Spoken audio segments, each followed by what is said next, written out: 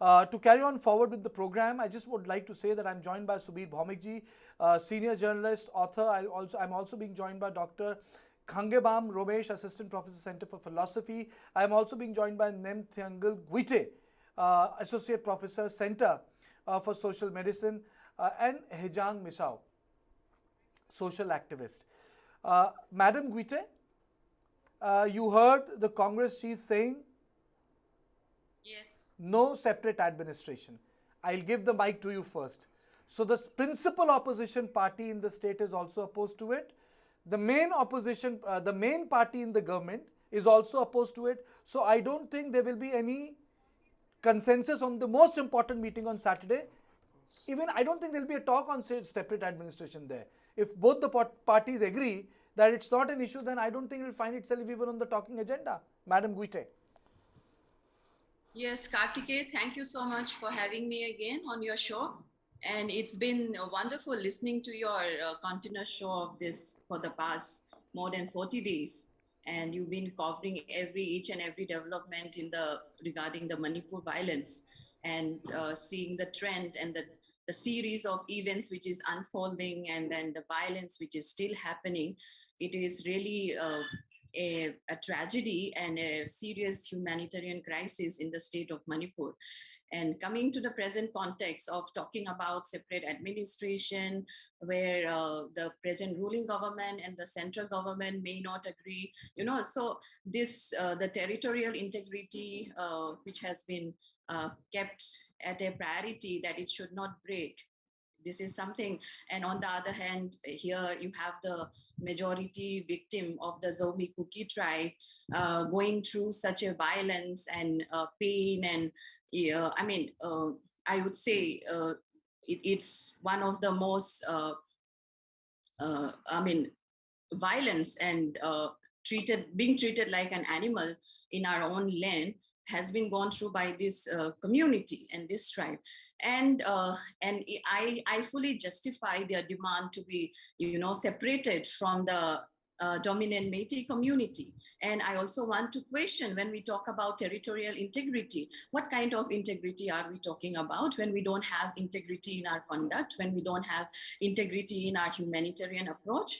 So this kind of question when it comes to humanity, values, ethics. So it is justifiable that the victim party is also demanding for a separate administration. If I draw a simile with this is an ethnic violence, and if I draw a simile with a domestic violence or a family violence, so this kind of things, separation and are very natural, which comes out of a human being. Nobody wants to be treated like an animal or a third-class citizen. So it hurts and it will take time in the healing process. Let's see how the central government work it out as the best knowledge which they have in terms of the historical, cultural, and ethnicity context which they have in the region. And sometimes, I feel that it's very important to know the frame of differences and the context in which the Zomi Kuki people are talking about and what the dominant Métis people are talking about. So there are many issues in terms of the justification given for the violence, and in terms of the land resources, in terms of the demand of the ST status, which I actually feel is such a silly excuse to conduct a magnitude of such violence towards your fellow ethnic community with whom you have been coexistence for the past more than 70 years.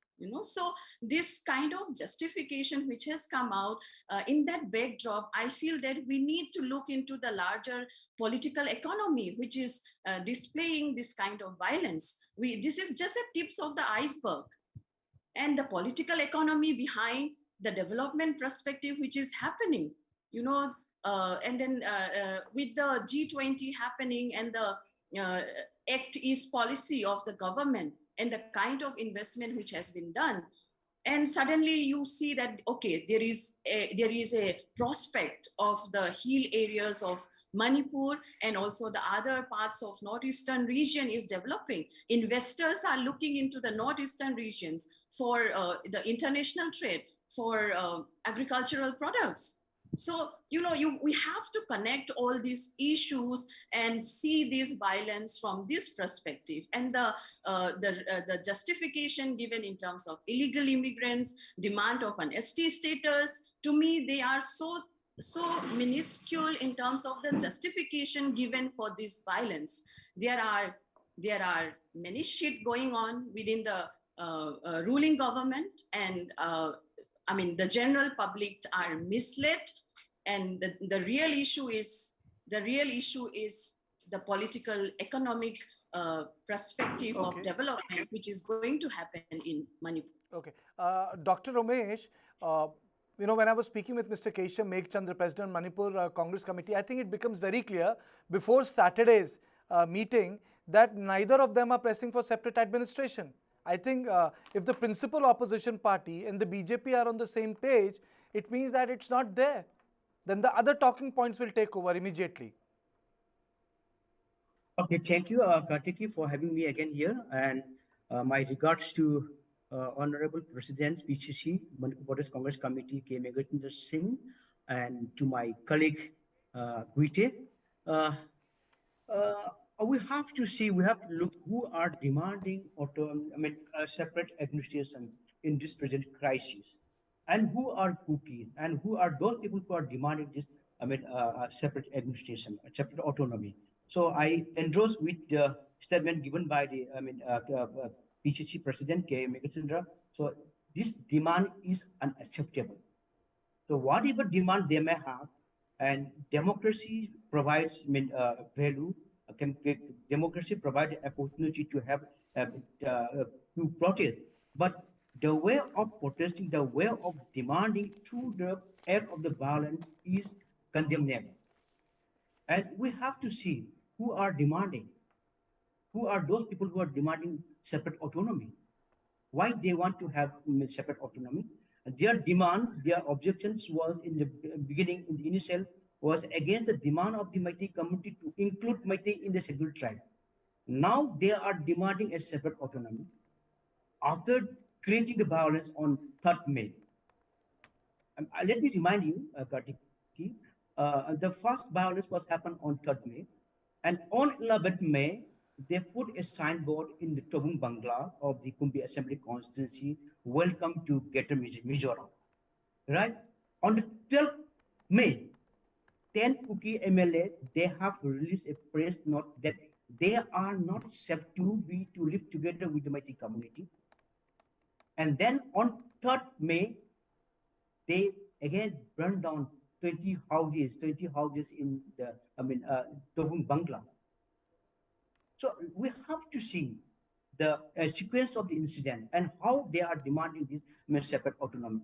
And let me remind you, I have been watching your show, regularly. Maybe perhaps before 2-3 days ago, former Lok Sabha MP Kim Gangte, he claimed that he was threatened by one of the Kuki militant group who are understood.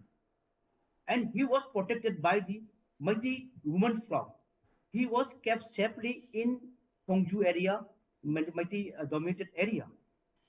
So now suddenly they are saying that we are not safe to live together with the Meitei community.